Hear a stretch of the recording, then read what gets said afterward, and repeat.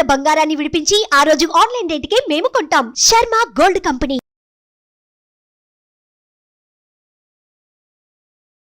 నమస్తే సార్. నమస్తే అమ్మా. సార్, చాలామందికి ఏలినాటి శని, అర్ధాష్టమ శని, అష్టమ శని ఇలా ఉంటూ ఉంటాయి. వాటి వల్ల కొన్ని ఇయర్స్ నుంచి బాధపడే వాళ్ళు ఉంటూ ఉంటారు. ఎస్పెషల్లీ ఆర్థికంగా దెబ్బతింటూ ఉంటుంటారు. ఎటువంటి పరిహారాలు పాటిస్తే మంచిది అంటారు? తీసుకోవాల్సిన జాగ్రత్తలు ఏంటి? శ్రీ మహాగణాధిపతయ నమః. ఇక్కడ జన్మ జాతకరీత్యా జీవితంలో అర్ధాష్టమ శని, అష్టమ శని, ఏలినాటి శని అనేటువంటివి శనిగ్రహ సంచార రీత్యా మనుషులకి ఏర్పడుతూ ఉంటాయి.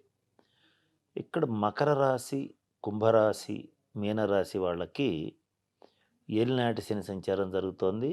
వృశ్చిక రాశి వారికి 4వ స్థానంలో శని, అర్ధాష్టమ శని సంచారం జరుగుతోంది.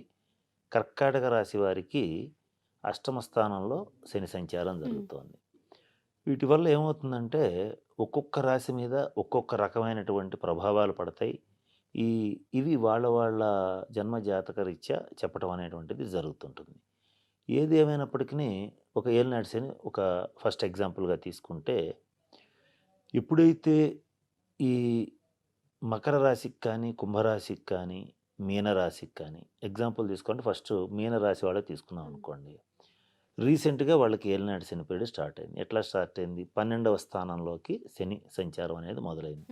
ఆయన స్టార్ట్ అవ్వగానే చేసే పని ఏంటంటే 12వ స్థానం అంటే ఖర్చు, డబ్బులు మిగలకపోవటం, ఇది తీసుకొస్తాడు. తీసుకురాగానే ఏమవుతుంది? ఫైనాన్షియల్గా తెలియకుండానే వాళ్ళు టైట్లోకి వెళ్ళిపోతారు. అక్కడ మనం కాస్త జాగ్రత్తగా గమనిస్తే ఈ ఏలినాటి శని జరిగేటప్పుడే ఎక్కువ మంది గృహాలు, స్థలాలు, ఇల్లు కొనుగోలు చేస్తూ ఉంటారు. ఎప్పుడైతే మన స్థాయికి మించి మనం కొనుగోలు చేస్తాం, సహజంగానే ఫైనాన్షియల్గా టైట్ అయిపోతుంది. అప్పుడే కొనుగోలు చేయాలని ఎందుకు అనిపిస్తుంది అంటే, ఈ శని సంచారం వల్ల ఎట్లయినా సరే మనం ఒక గృహం ఏర్పరచుకోవాలని అప్పు చేసైనా సరే ఇల్లు కొనేస్తారు. ఆటోమేటిక్గా ఫైనాన్షియల్గా టైట్ అవుతారు. ఇది లాజిక్, ఫస్ట్ పాయింట్. రెండో విషయం ఏంటంటే, ఇక్కడ ఆర్థిక మూలాల మీద దెబ్బ కొట్టడమే శనీశ్వరుడి యొక్క ఉద్దేశం. అక్కడ మకర రాశి వాళ్ళకి ఏం చేస్తారు? ఇప్పుడు రెండింటి ఉన్నాడు అనుకో, వచ్చే డబ్బులు వస్తున్నట్టు కనపడతాయి కానీ రావు. చేతిలో డబ్బులు ఉంటాయి కానీ వాడుకోవడానికి ఉండదు. అట్లా అందకుండా, అందేది అందకుండా, పొందేది పొందకుండా చేస్తుంటాడు మకర రాశి వాళ్ళని. ఎందుకని? 2వ స్థానం ధనస్థానంలో ఉంటాడు కనుక. ధనస్థానంలో సంచారం, శని సంచారం జరుగుతుంది, అట్లా చేస్తుంటాడు. ఇక కుంభరాశి వాళ్ళు ఉన్నారనుకోండి, వాళ్ళకి జన్మరాశిలోనే శని సంచారం జరుగుతుంటుంది. జన్మరాశిలో శని సంచారం జరిగేటప్పుడు వాళ్ళు సైకలాజికల్గా కానీ, అంటే మానసికంగా కానీ, శారీరకంగా కానీ, హెల్త్ పాయింట్ ఆఫ్ వ్యూలో కానీ రకరకాలైనటువంటి ఇబ్బందుల్లోకి వెళ్ళిపోతుంటారు. వెళ్ళిపోయినప్పుడు కూడా వాళ్ళకు కూడా ఎప్పుడైతే ఖర్చులు, కుటుంబ ఖర్చులు పెరిగిపోతాయో విపరీతంగా, వీళ్ళ అనారోగ్య ఖర్చులు అనుకోండి, మరొకటి అనుకోండి పెరిగిపోతాయో, మళ్ళీ ఫైనాన్షియల్గా టైట్ అయిపోతారు. ఏ లెక్కను చూసినా ఆయన ఫైనల్ టార్గెట్ ఎలా ఉంటుందంటే, శనీశ్వరుడి యొక్క సంచారం రీత్యా శారీరకంగా, మానసికంగా, ఆర్థికంగా ఈ 3 రంగాల మీద బలమైన దెబ్బతీయటం అనేటువంటిది జరుగుతుంది. ఏలినాటి శని పీరియడ్లో ఈ 3 రాశుల వాళ్ళకి తప్పకుండా ఇది జరిగే అవకాశం ఉంటుంది. ఇక అర్ధాష్టమ శని అంటే 4వ స్థానంలో శని. ఈ 4వ స్థానంలో శని సంచారం జరిగేటప్పుడు, 4 అంటే గృహస్థానం, మాతృస్థానం, సౌఖ్యస్థానం, వీటిల్లో శని సంచారం జరిగేటప్పుడు మళ్ళీ సేమ్ గృహాలు, స్థలాలు ఏదైనా సరే కొంటారు. కొన్నప్పుడు ఆటోమేటిక్గా ఇరుక్కుపోతారు. ఇందులో ట్విస్ట్ ఏంటంటే, వ్యక్తిగత జన్మ జాతక రీత్యా దశాంతర దశలు కూడా బాగోలేవు అనుకోండి, ఎక్కడ డబ్బు పెట్టకూడదు అక్కడ డబ్బులు పెట్టి ఇరుక్కుపోతారు. అంటే డిస్ప్యూట్ ల్యాండ్స్ కొన్నా, మాకు అయిపోతుందిలే, మాకు చేతిలో ఈజీగా ఉందని అనుకుని కొనటం, అక్కడ ఇరుక్కుంటారు.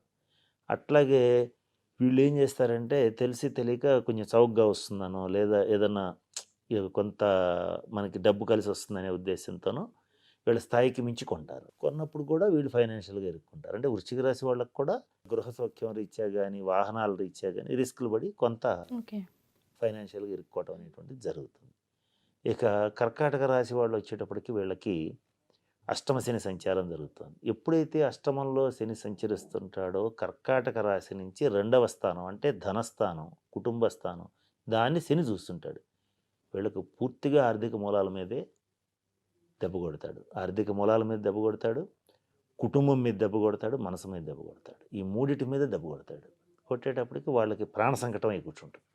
డబ్బులున్నా కూడా ఎంత పెద్ద కోటీశ్వరుడికైనా సరే చేతిలో డబ్బు నిలవకుండా చేస్తాడు కర్కాటక రాశి వాళ్ళకి. ఉన్న డబ్బు ఉపయోగం లేకుండా చేస్తాడు. ఇటువంటి పరిస్థితులన్నీ కూడా కర్కాటక రాశి వాళ్ళకి శనీశ్వరుడి ప్రభావంతో ఏర్పడుతుంటాయి. ఇక వృషభ రాశి వాళ్ళకి వచ్చేసి కంటక శని సంచారం అంటాం. కంటక శని అంటే 10వ స్థానంలో శని సంచారం జరిగేటప్పుడు మళ్ళీ ఏం చేస్తాడు ఆయన 10వ స్థానంలో సంచరిస్తూ వృషభ రాశికి వ్యయభావాన్ని అంటే మేషాన్ని చూస్తూ ఉంటాడు. మళ్ళీ వెంటనే వాళ్ళకు కూడా ఫైనాన్షియల్గా టోటల్ క్లోజ్. వాళ్ళు క్రెడిట్ కార్డ్స్ వాడతారు, అప్పులు చేస్తారు, లోన్స్ పెడతారు, అన్నీ చేస్తారు అనమాట. అన్నీ చేయిస్తాడు. ఇలా చేయించి వాళ్ళని కూడా ఫైనాన్షియల్గా కొంచెం ఇరుకున పడేటట్టు చేస్తుంటాడు. ఇది ఇక్కడ జరిగేటువంటి పరిస్థితి. ఓకే. దీనికి మనం చేయాల్సింది ఏంటంటే గతంలో కూడా చాలా వీడియోస్లో చెప్పాం. శనీశ్వరుడి ప్రీతి కొరకు మందపల్లిలో తైలాభిషేకం చేసుకోవటం, ఇట్లాంటి శనీశ్వరుడికి సంబంధించిన చాలా పరిహారాలు చాలా వీడియోల్లో ఇచ్చాం. అవును.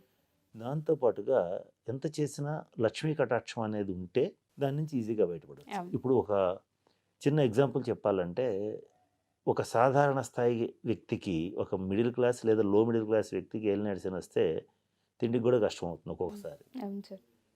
ఇదే ఒక 10 కోట్లు ఉన్న వ్యక్తి పస్తు పడుకోడు. స్ట్రైట్గా మాట్లాడుకుంటే మనం 10 కోట్లు ఉన్న వ్యక్తి పస్తు పడుకునే ఛాన్స్ లేదు. ప్రతిరోజు పస్తు ఎందుకుంటాడు? కాకపోతే ఈ ఫుడ్ కాబట్టి అరక్కపోతే ఇంకో ఫుడ్ తింటాడు అంతే. అవును. అంతేగాని కడుపు ఖాళీ పడుకోడు కదా. అంటే ఏంటి, డబ్బున్న వ్యక్తికి జాతకరీత్యా డబ్బు తక్కువ ఉన్న వ్యక్తికి ఖచ్చితంగా తేడా ఉంటుంది. తేడా ఉంటుంది. కాబట్టి మనిషి అనేటువంటి వాడు మన మహర్షులు చెప్పినట్లుగా ప్రయత్నపూర్వకంగా ధర్మార్థ కామ మోక్షాలని ధర్మ మార్గంలో సంపాదించుకోవాలి. అంటే అర్థాన్ని సంపాదించటం పురుషుడి కర్తవ్యం అని భర్తృహరి కూడా చెప్పాడు. అంటే డబ్బు సంపాదించాలి. సంపాదించాలంటే ధనానికి అధిదేవత అయినటువంటి లక్ష్మీదేవి కటాక్షాన్ని పొందగలిగితే ఏలినాటి శని వచ్చినా, అష్టమ శని వచ్చినా, అర్ధాష్టమ శని వచ్చినా దాని ప్రభావం ఉండదు అని నేను చెప్పను. కానీ దాన్ని తట్టుకునే శక్తి విపరీతంగా పెరుగుతుంది. ఓకే. మామూలు వ్యక్తి ఫేస్ చేయడానికి ఈ సమస్యలని ఆర్థికంగా బలంగా ఉన్న వ్యక్తి ఫేస్ చేయడానికి తేడా ఉంటుందని మనందరికీ తెలుసు. అవును. అది కొంచెం కాస్త జాగ్రత్తగా ఆలోచిస్తే మనకి పూర్తిగా అవగతం అవుతుంది. కాబట్టి ఇటువంటి బాధలు ఉన్నవాళ్ళు తప్పనిసరిగా లక్ష్మీ కటాక్షం పొందడానికి ప్రయత్నించి తీరాలి. దానికి ఎట్లా చేసుకోవాలి? ఇలా ఏలినాటి శని బాధలు, శనీశ్వరుడికి సంబంధించిన బాధలు ఏవైతే ఉంటాయో వాటి రీత్యా వచ్చినప్పుడు ఏ రకమైన పరిహారాలు చేసుకోవాలి, ఎన్ని వారాలు చేసుకోవాలి అనేటువంటివి మనం డీటెయిల్గా ఆ రోజున వైభవ లక్ష్మి వ్రతం రోజు తెలియజేస్తాం. అప్పటి వరకు నేను చెప్పినటువంటి మకర, కుంభ, మీనరాశి వాళ్ళు, అలాగే వృషభ రాశి వాళ్ళు, కర్కాటక రాశి వాళ్ళు, వృశ్చిక రాశి వాళ్ళు ప్రతినిత్యం తప్పనిసరిగా మినిమం 108 సార్లు, మ్యాక్సిమం వాళ్ళ ఇష్టం 1000 సార్లు అయినా చేయొచ్చు. సహస్రం అంటారు దాన్ని. 108 అంటే అష్టోత్తరం సార్లు నేను చెప్పేటువంటి మంత్రాన్ని నిష్టగా జపిస్తూ లక్ష్మీదేవి కటాక్షం కోసం బ్రాహ్మీ ముహూర్తంలో గనక ప్రయత్నం చేసేటట్లయితే, మనం ఫస్ట్ నుంచి చెప్తోంది అదే, బ్రాహ్మీ ముహూర్తం సంకల్ప సిద్ధికి చాలా మంచిది. ఆ సమయంలో చెప్పాల్సిన మంత్రాన్ని మీ అందరికీ ఇప్పుడు చెప్తాను. ఓం శ్రీం హ్రీం క్లీం మహాలక్ష్మీ నమః అనేటువంటి మంత్రాన్ని శ్రద్ధగా భక్తిగా చేయండి. ఆ రోజు పూజలో పార్టిసిపేట్ చేస్తూ కొన్ని చిన్న చిన్న వివరాలు ఇస్తాం. అంటే ఇలా ఉన్నవాళ్ళు, అంటే ఏలినాటి శని ఉన్నవాళ్ళు ఎలా చేసుకోవాలి, లేదా ఈ రాశుల వాళ్ళు ఎలా చేసుకోవాలని ఇస్తాం. దాన్ని బట్టి ఎన్ని వారాలు చేసుకోవాలో కూడా చెప్తాము. చెప్తే దాన్ని బట్టి చేసుకుంటే తప్పనిసరిగా ఆర్థికంగా ముందంజ వేస్తారు. ముందంజ వేస్తే ఈ బాధలు అనేవి రావని నేను చెప్పనమ్మా, కానీ వాటిని తట్టుకునే శక్తి ఈజీగా తట్టుకుంటారు. బాగా డబ్బు ఉన్నటువంటి వ్యక్తికి ఏదైనా కోర్టు కేసు అయింది తట్టుకోగలుగుతాడు. ఏదో ఒక సాధారణ మధ్యతరగతి వ్యక్తి పోలీస్ స్టేషన్, కోర్టు కేసు ఏదైనా అయిందనుకో అష్టమ శని సంచారం వల్ల ఏమవుతాడు? అల్లలాడిపోతాడు, తట్టుకోలేకపోతాడు, భయపడిపోతాడు. అదే ఆర్థికంగా బలంగా ఉంటే భయం ఉండదు. ఉన్నది పుష్టి మానవులకు అన్నారు కలియుగంలో, తిన్నది పుష్టి దేహమునకు. అంటే బలంగా తినాలి, బలంగా పనిచేయాలి, బలంగా సంపాదించాలి, మానసికంగా శారీరకంగా దృఢంగా ఉండాలి. ఇదే మన పెద్దవాళ్ళు చెప్పినటువంటి పురాణాల సారం అనుకోండి, ఇతిహాసాల సారం అనుకోండి. కాళిదాసు ఒక మాట చెప్తాడమ్మా, శరీరమాజ్యం ఖలు ధర్మ సాధనం అన్నాడు. అంటే శరీరమే మానసికంగా శారీరకంగా దృఢంగా ఉంటే ధర్మాన్ని అర్థాన్ని సాధన చేసుకోవచ్చు, చక్కగా ఉండొచ్చు. ఉండాలంటే బలంగా ఉండాలి, బలంగా ఉండాలంటే ఇటువంటివి చేసుకోవాలి అనేటువంటిది నా ఉద్దేశం. కనుక వీళ్ళందరికీ ఈ విషయం అనేటువంటిది తెలియజేయడం జరుగుతుంది. Thank you so much sir. Thank you sir. Thank you so much.